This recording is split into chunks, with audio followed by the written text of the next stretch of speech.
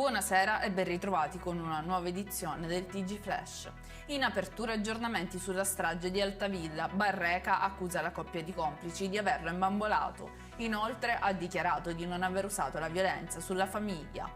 Continuano le indagini su Maria Basso, l'80enne morta nel Catanese. L'avvocato della pronipote indagata ha dichiarato che la zia considerava Paola Pepe la figlia mancata.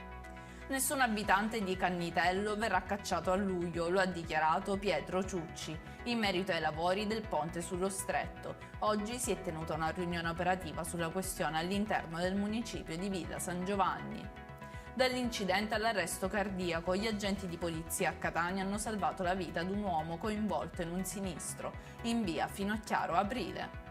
In conclusione il meteo, per la giornata di domani in Sicilia la Protezione Civile regionale ha diramato un'allerta gialla, previsto un miglioramento a partire da venerdì.